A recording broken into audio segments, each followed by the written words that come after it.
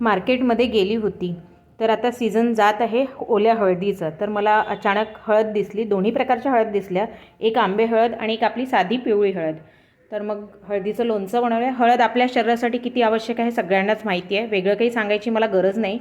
तर त्यामुळे आता रेसिपीला सुरुवात करूया. सुरुवात करण्याआधी तुम्ही जर ही रेसिपी फेसबुकवर बघत असाल तर माझ्या पेजला फॉलो करा आणि यूट्यूबवर बघत असाल तर माझ्या चॅनलला सबस्क्राईब करा. त्याचबरोबर लाईक, शेअर आणि कमेंट करा आणि व्हिडिओ पूर्ण बघा. हॅलो फ्रेंड्स, मी लतिका, लतिकाज किचनमध्ये तुमचं स्वागत आहे. इथे मी 1 पाव आंबी हळद आणि 1 पाव साधी हळद घेतली आहे. त्याचबरोबर 1 पाव मिरच्या घेतल्यात. याला स्वच्छ धुवून छिलून चमच्याने छिललं आहे आणि त्याची साल काढून घेतली आणि कापून असे तुकडे केले आहेत. मिरचीला पण मी हिरवी लाल दोन्ही मिक्स मिरची घेतलेली आहे, त्यालाही छान स्वच्छ धुवून कापून घेतलेली आहेत. आता मी गॅसवर कढई ठेवली आहे. आधी सुके मसाले आपण भाजून घ्यायचे. इथे 2 चमचे मी सोप घेतलेली आहे. व्हिडिओ पूर्ण बघा, स्किप करून बघू नका, कारण की स्किप कराल तर काय टाकायचं कुठल्या वेळेला ते कळणार नाही. आणि आता इथे मी घेतली आहे मेथी. मेथी ऑप्शनल आहे, कारण की कोणाकोणाला कडवट वाटते, तर मी अगदी अर्धा चमचा एवढी मेथी घेतलेली आहे. त्याचबरोबर इथे 1 वाटी मी राई घेतलेली आहे.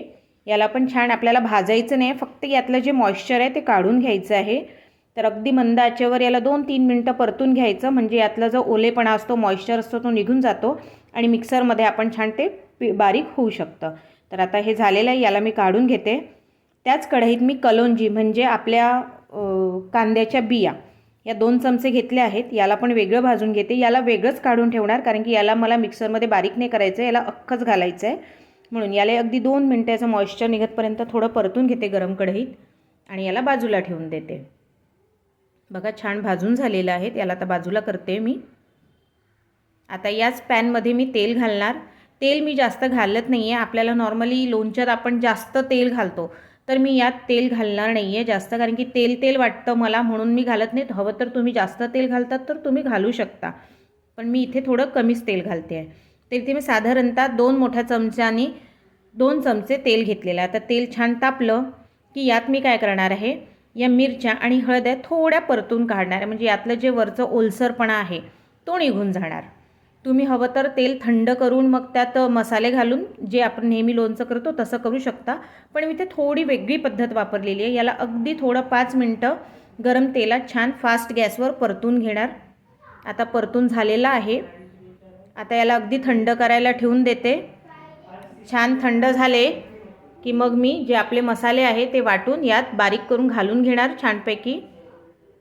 त्याचबरोबर माझ्या चॅनलवर वेगवेगळ्या रेसिपीज अवेलेबल आहे, खूप छान छान रेसिपीज आहे, तर नक्की व्हिजिट करा. आणि तुम्हाला कुठली रेसिपी आवडली ते मला कमेंट करून नक्की कळवा. आपले आहे जे ड्राय रोस्ट केलेले मसाले आहे ते मी वाटून घेते. कलोंजी बाजूला ठेवली. बघा छान वाटून पावडर तयार झालेली आहे.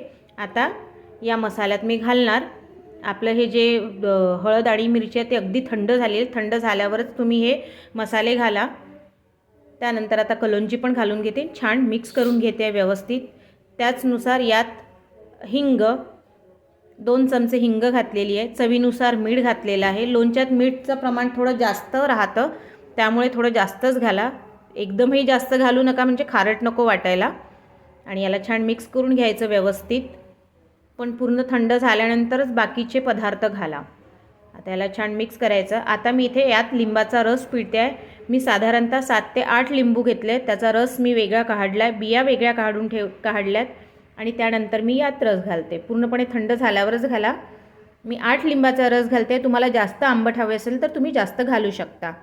याला पण छान घालून घेतलं आहे. आता मिक्स करून घ्यायचं व्यवस्थित. खूप छान असं लोणचं लागतं, हे चवीला जबरदस्त असं लागतं. आता याला कोरड्या भरणीत भरून घ्यायचं. भरणी स्वच्छ धुवून अगदी कोरडी करून घ्यायची, त्यानंतरच भरणीत हे लोणचं भरायचं. कुठलंही लोणचं असो भरणी स्वच्छ धुवून कोरडी झाल्याशिवाय भरू नका, नाहीतर ते जास्त दिवस टिकत नाही. आता याला छान भरून घ्यायचं. बघा किती छान झालेलं आहे.